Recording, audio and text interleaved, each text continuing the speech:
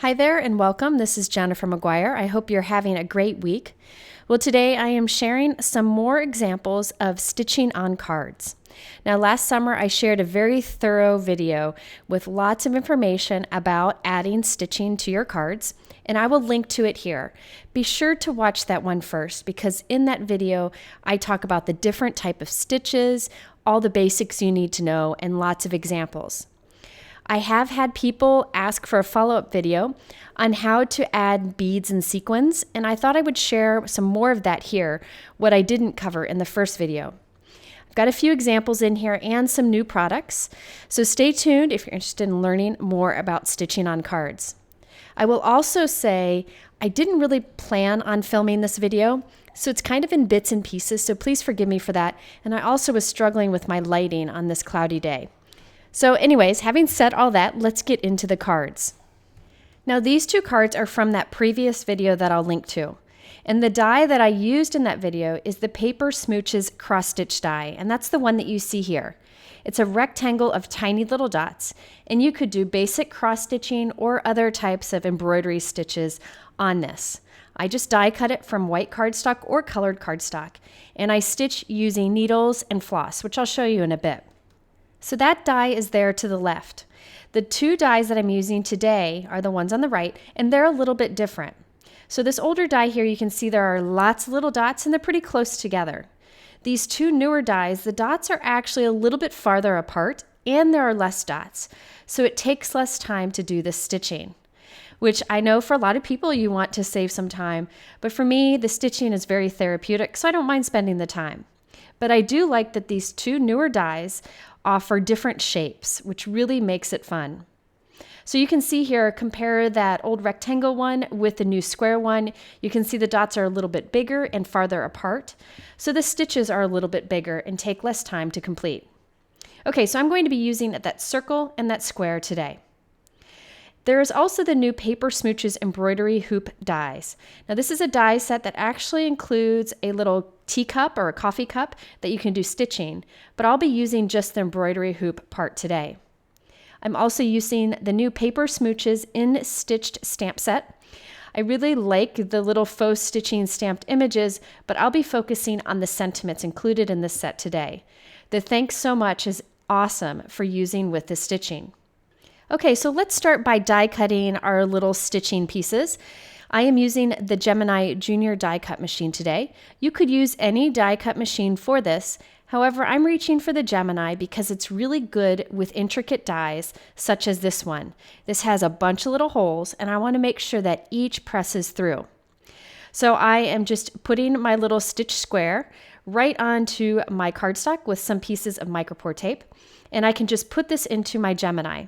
The nice thing about the Gemini is that you just feed the plates in and it goes through on its own. You don't have to hold the button down or do anything else. You can go get a cup of coffee if you want to. When it comes out, you can see that all of the holes here punched all the way through. So I have a very complete cut with this. However, I have used this die with my Big Shot and with my Platinum, and it works great with that too. You may need to use a shim with some other die cut machines. You'll just want to test it out. Okay, so after my last video, I got a lot of questions about planning out the patterns that I create with my stitching. With the other die, I didn't plan anything out because it was a rectangle and I would basically just do stripes of color. That's what I enjoyed doing. But since this is a circle die and then there's a square die, it's really easy to do patterns. I just divide the area up into quarters. So I put a line down the center and a line down the other way, and I end up with 4 areas. And I just make sure I do the same stitching in all 4 of the areas. So basically you just plan one area and then you do the others the same way. Now you could do stripes on this too if you wanted to, but if you're looking to create patterns, it's very easy to do using the circle and the square dies. So one of the things that I do like to do is die cut an extra one to create my pattern. And then I just kind of fill in the little squares with different markers, different color markers, so I can plan out a pattern. And I often create a pattern on the other side for another project just to save some paper. Now, a lot of people do like to create maybe like a little snowman or a coffee cup or something like that in these stitch squares and create little cross stitch piece. However, I like to do more geometric looking things with patterns. So that's why you see me doing this today. You could instead stamp an image on here and trace it with stitching to come up with whatever you want. Okay, now for the floss that I use for the stitching. In the last video, I used DMC Pearl Cotton Floss. This is the size 5. You can see it here. It's nice and thin, but not too thin. And it doesn't come apart, like it doesn't have different plies to it. The other type of floss that I like to use is the traditional DMC Embroidery Floss. That's the peachish one that you see there. And there are actually 6 strings together, 6 plies on this. So you can use them all together or peel them apart to make it thinner. Either of these work, as do other embroidery flosses that you may find. For today's video, I'm actually going to use this one, the DMC Embroidery Floss, and I'm actually going to keep all 6 plies together so that I have a nice thick thread with this. And that way, I really fill up the areas with my little cross stitches, since these have a bigger area between the dots, as I mentioned before. Okay, so let's get into one example. I'm not going to show as much of the stitching since I did that in the last video. However, I'm going to show the pattern that I start with, and then I'll talk about how I embellish it. So Lila helped me pick out a few colors to use here. Again, this is the DMC Embroidery Floss. And I have my little pattern that I've got going on over there, and I am going to find the center of my piece here. I'm actually just taking my needle and running it along a bunch of those dots to poke them through. And there I can see where my center is, and I can use that as a starting point. I do end up varying from the pattern. However, it's a great way to start. So I'm going to start with those blue hearts, and I'm actually going to stitch them in this dark pink color. So I went ahead and I pulled my floss through from the back to the front, and I'm holding the end of that floss on the back so that I can stitch over it to hold it in place. I'm going to go through and create the first set of diagonal lines in one direction. Then I'll come through and stitch in the other direction to create the little X's. If you want to see these different stitches up close and personal and learn more about them, you can watch that other video where I show much more.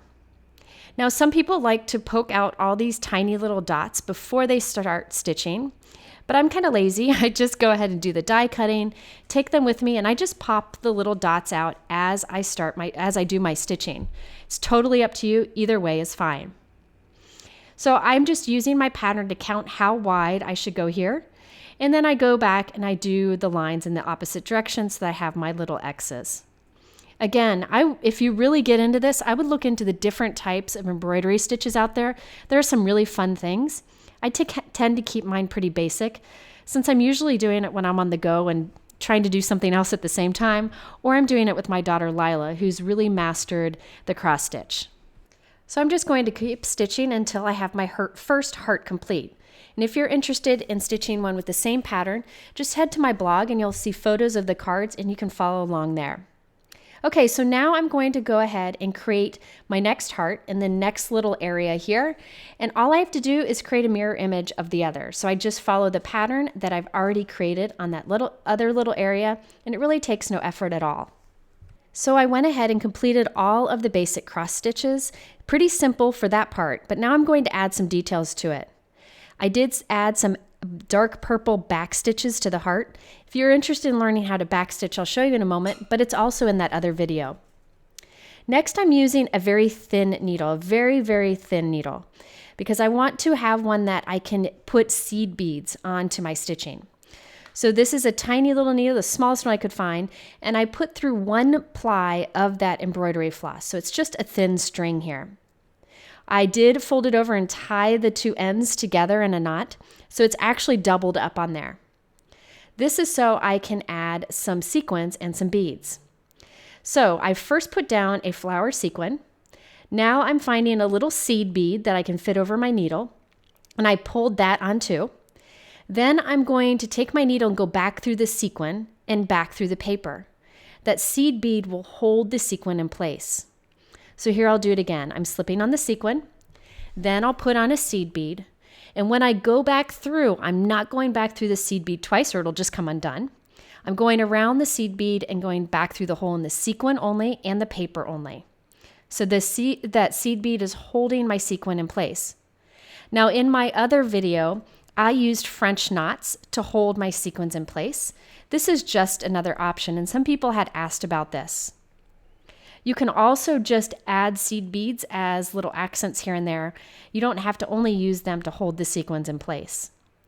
Now, if you don't like to take the time to work with these tiny little seed beads or sequins with the stitching, you can instead use a strong liquid adhesive to glue them in place, and it'll look just the same. So it's totally up to what you like. You can also glue on little gems if you prefer to.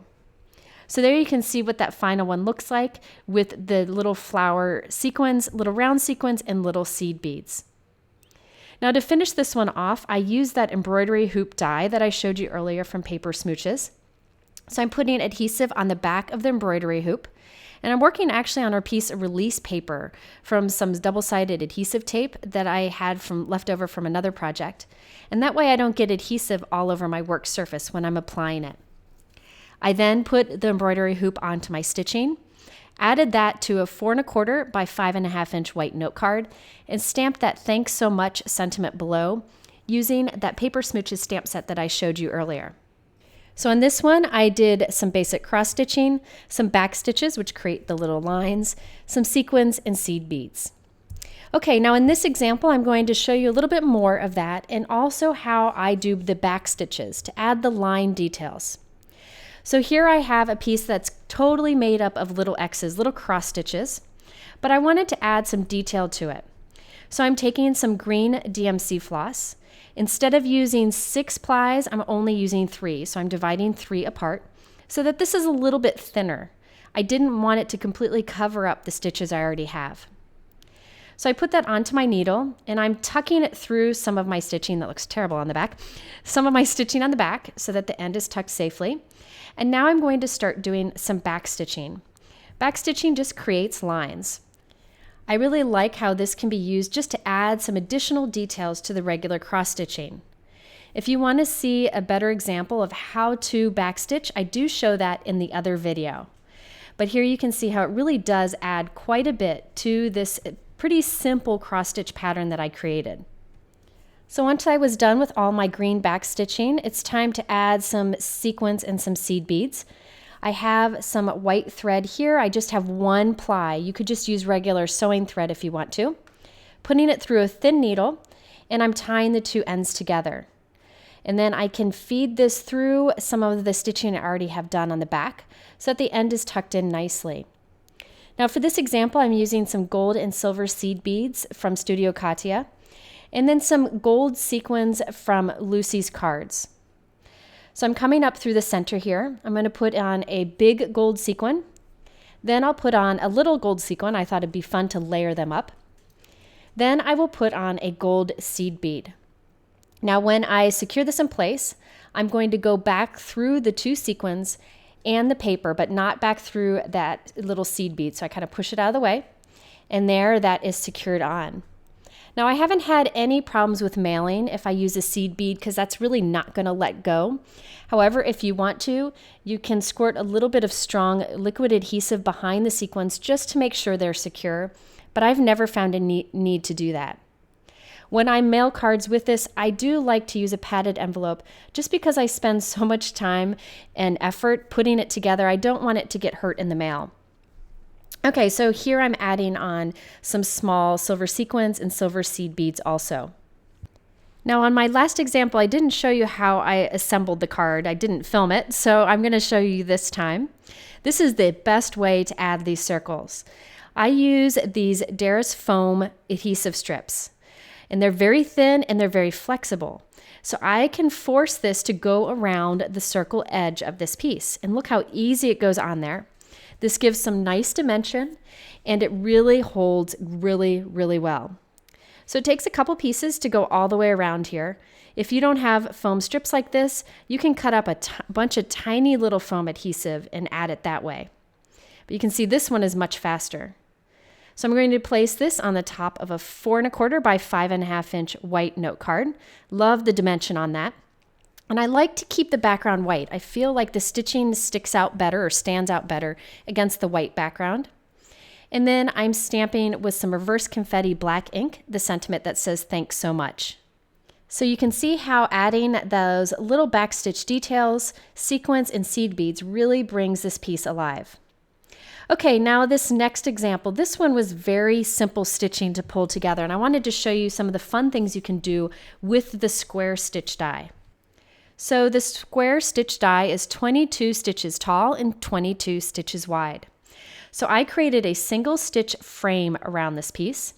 Then I filled that frame with a bunch of squares, and all the squares are 4 stitches tall and 4 stitches wide. So in there I have 25 squares, and I just did a variety of different colors together. I had some sequins I wanted to use, so I kind of went with the color of the sequins for the colors of the floss that I used. This one was really easy to create. So after I did all of the basic cross stitching, I have some flower sequins from Honeybee Designs, and I have some seed beads. These large flower sequins are wonderful for this background. Now I did want to mention with seed beads, if you have seed beads and a thin needle, some of the seed beads may not fit over your needle. Just pick through the seed beads and find the ones that do. Or you can get some needles that are meant for beading that are kind of flexible and super thin. However, I like to stick with regular needles, so I just find the seed beads that have the bigger holes. You can also use bigger bead sizes, but I didn't have any on hand. And remember, you could instead use a strong liquid adhesive to glue all the flower sequins down and then glue a little gem in the center if you prefer. Always be sure to tuck your strings in the back or your threads in the back so that it does not come undone, and you can put a little tape on it if you really want it to be secure. Okay, so now I'm going to trim this down so it's a nice square, and then I'm going to use that same thin foam tape to adhere it to a 4 1/4 by 4 1/4 white note card that I created. And I thought I would do something really different with this card, something unexpected. I glued my sentiment on at a diagonal in the center. So it says, "Thanks so much," and I got that from that same Paper Smooches stamp set. I'm going to write my sentiment in here on a diagonal. So this card opens diagonally. I don't know, I just thought it'd be fun. You can always glue that sentiment strip straight if you prefer. But check out how those sequins catch the light. And I really like the square format of this stitching. Okay, now on to another example. On this one, I just did a bunch of stitching in the background, just cross stitches, nothing else added to it. But I wanted to show you how I added that sentiment in the needle and thread. So from the Paper Smooches In Stitches stamp set, I stamped and heat embossed a silver needle. I'm first, before cutting it out, making a little slit in the center of the needle's eye. That way I can actually put some thread through my fake needle here. Now I'm going to go ahead and cut him out so I can add him onto my card. Now I have a needle threader here, and that's going to help me get some thread through the center of that little slit that I created in the needle. Needle threaders are very handy to have. You just push the little loop through the center of that needle. Now you can see that loop on the other side. And you can then hook the thread through that loop, or here I'm using some DMC floss, and then pull the loop back through, and there you have your threaded needle. You can use this with regular needles too. I usually don't, just to save having to have one on hand, but if you have trouble threading your needle, it's definitely handy to have, and they're very inexpensive. Okay, so I put some foam tape on the back of this, added it to a 4 1/4 by 4 1/4 white note card piece. I'm putting some double-sided tape on the back of my sentiment strip that says "Thanks so much."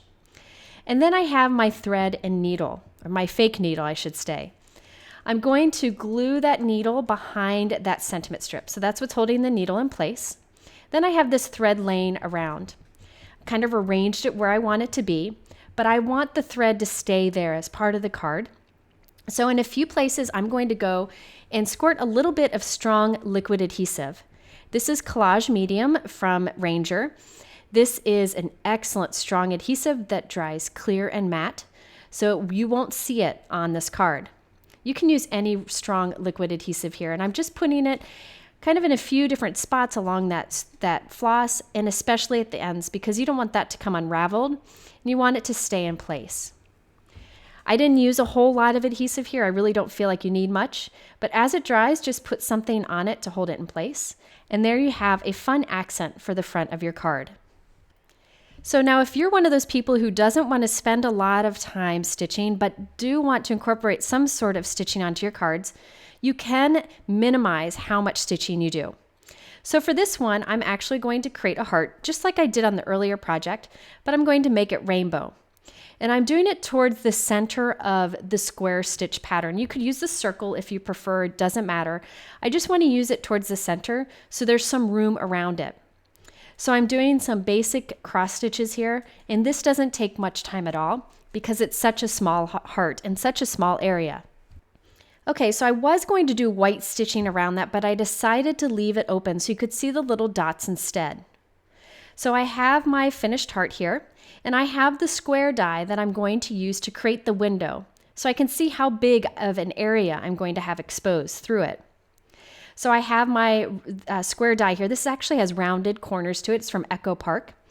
And I'm going to use my T-roller to make sure that I have it lined up straight.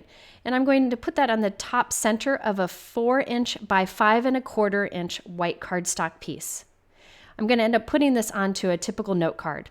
I'm going to run this through my die cut machine, and I'll end up with a piece to use as a window.